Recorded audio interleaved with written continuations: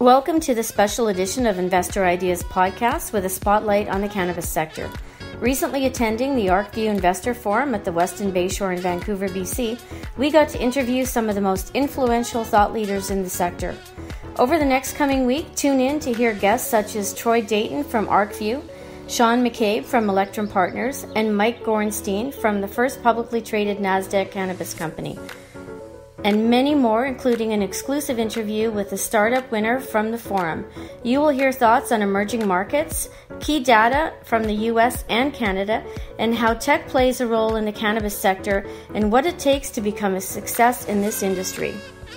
Today on our podcast, we have Andrew Duffy, CEO and founder of Best & Grow. Best & Grow just won Arc Tank Sessions Best Pitch Prize at the ArcView Investor Forum in Vancouver.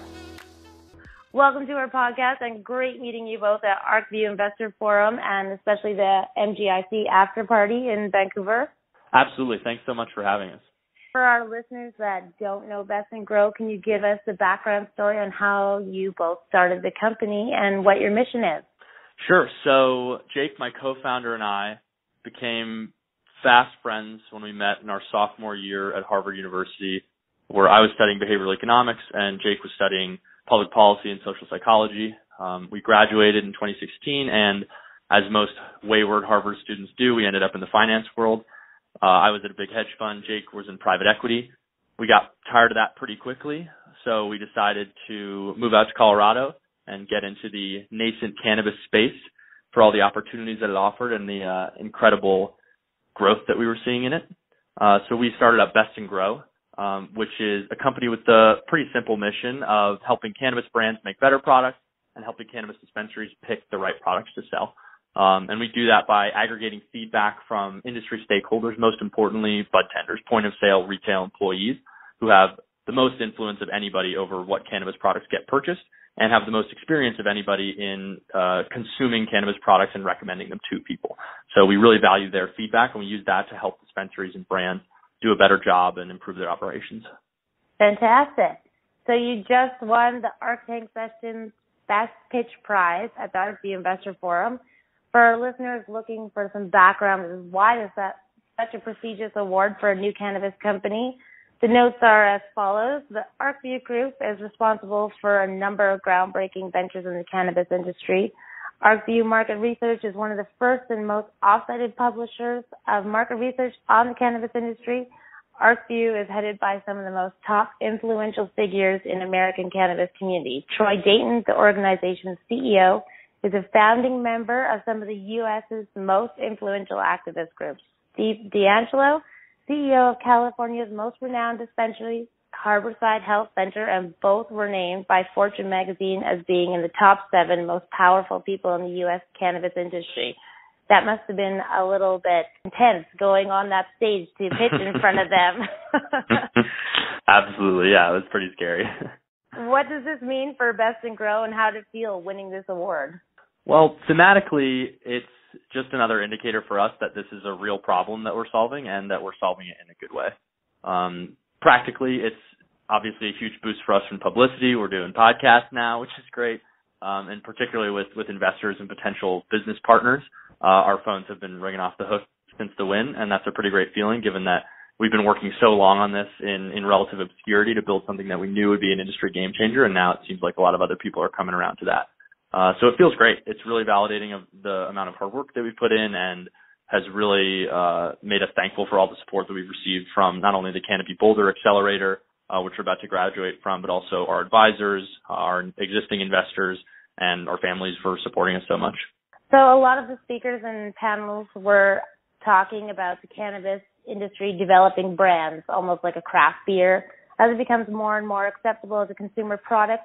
What are your thoughts on this as the industry evolves? How does Best & Grow's technology really help companies build their brand?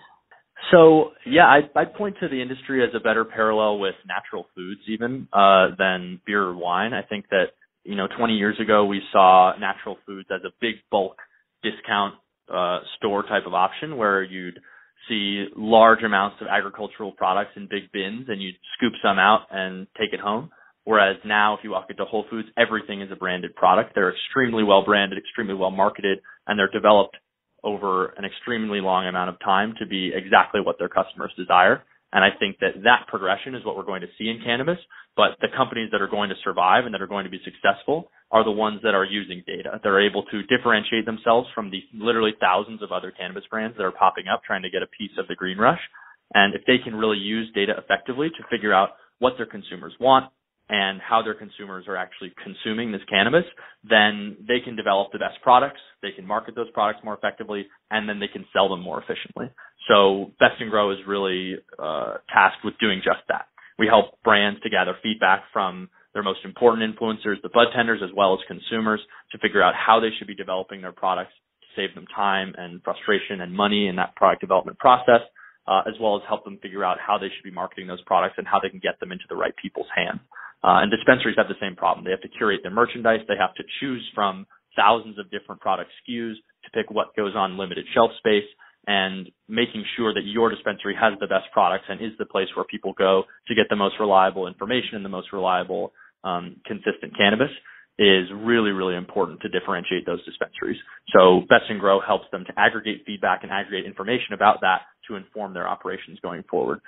So building brands is really all going to be about taking that information and incorporating it into your brand and making sure your brand is directed at exactly the people you want it to be. That's great. That's a great example, using Whole Foods, considering, you know, they're probably one of the best companies out there that was taken over by Amazon. Yeah. So how can investors or a cannabis company like a dispensary or a brand participate with Best and Grow at this stage? And also, how can someone become part of the Best and Grow community as a member? Absolutely. So in terms of investors, accredited investors only, we're currently raising our first funding round after leading the Canopy Boulder Accelerator, so I'm always happy to talk to investors. In terms of companies, any cannabis brand or dispensary that wants to be a part of our system can reach out to us. We're expanding into multiple states now, and we're onboarding dispensaries and brands onto our version 2 platform. So we're happy to have anyone reach out to us, and we'd love to be helpful to you all across the U.S. and even across the world if anyone international is listening from Canada. And in terms of becoming part of the Best and Grow community as a member, so we're currently working specifically with bud tenders. We target bud tenders and other professional cannabis employees, but we love to get feedback from consumers as well. So when we launch our application in the Android and iOS store in about 6 weeks, they'll be able to log on as well and start providing feedback to their favorite brands. Wow, that's great. So right now you're just in the U.S. Are you planning to expand into Canada and some of the other emerging markets? Yeah, absolutely. We see that as a huge point of value for us, is that we're incredibly scalable. We can move into a new market as fast as the snap of a finger. So it's not particularly difficult for us to move into those markets, but those markets offer us an incredible opportunity to get even more valuable data about what products people like to consume and how we can help brands in those spaces make the best products. And I think it's going to be really interesting to see the Canadian market, which from a product sophistication perspective is a little bit behind the U.S. market. They have less differentiation of products and they have less thoroughly developed products. To see them be able to take some of the data that we've gathered from the U.S. and translate it into the Canadian market to start developing products more quickly and getting them to market more effectively will be really interesting. So we're partnering with a couple of Canadian companies already, especially a few that we met during our trip up to Vancouver. So we're really excited to expand into those international markets. Very exciting. I will look forward to seeing your data and your technology being used out here in Vancouver then. Yeah, absolutely. I hope to go back there. It's absolutely beautiful. Definitely good to visit in the summer. Final question. As a young entrepreneur in an evolving sector, what's your favorite part about being in the cannabis space so far, and what are you most looking forward to in the future? I absolutely love how cooperative everyone is in cannabis. Everyone realizes that this is an exploding market and is a place where a lot of different companies can succeed. So even direct competitors are often the best cooperators in the cannabis market. And I think that has to do with how small the market is already and how much of almost a trusted inner circle there is amongst people who have entered the market at this stage or prior, because there are people who really care about the cannabis market. They really care about expanding access to cannabis and reducing stigmatization to improve the ways that cannabis can help people all around the world as quickly as possible. So I really love how engaged everyone in the cannabis industry is with that mission. And as a result, it's not hyper-competitive on a personal level. It's any entrepreneur is willing to give advice to other entrepreneurs. We've received mentorship from an incredible group of people who, some of them might even be considered direct competitors of our platform. So moving from a place like finance, the hedge fund world, where everything is harshly competitive, and for one group to succeed, another group definitionally has to fail. Coming into cannabis and knowing that we can succeed alongside everyone else around us and creating partnerships and cooperation has been really, really encouraging. It's just been a great environment to come up in. And in terms of what we're looking forward to, we're so excited about seeing the future of cannabis from a legislative perspective. There's been a lot of exciting developments both in Canada and in the U.S. about legalization going forward on a federal level. So we're really excited to see that happen and see some of the stigmatization that we've seen in the past reduced, as well as see some of the burdens that cannabis companies are laboring under right now, like the 280E tax restrictions, as well as, state-by-state delivery restrictions and the ability to cross state lines with products.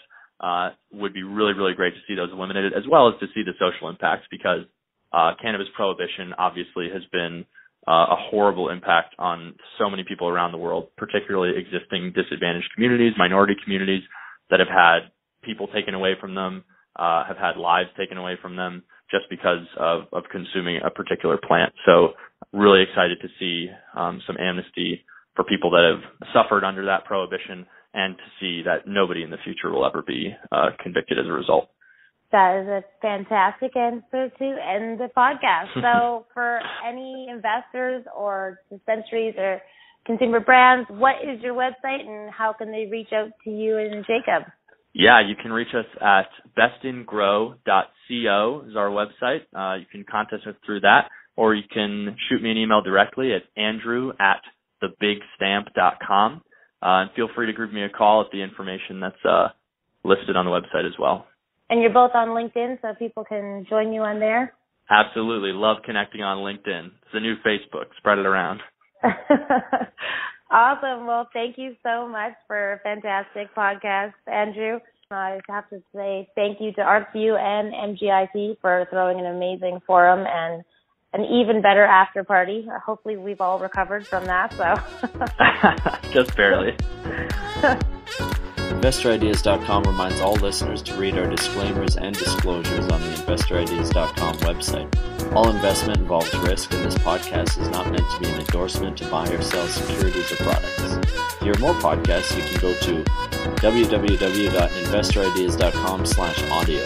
And a reminder, you can also hear our podcasts on iTunes, Google Play Music, iHeart.com, TuneIn, Stitcher, Spreaker, and SoundCloud.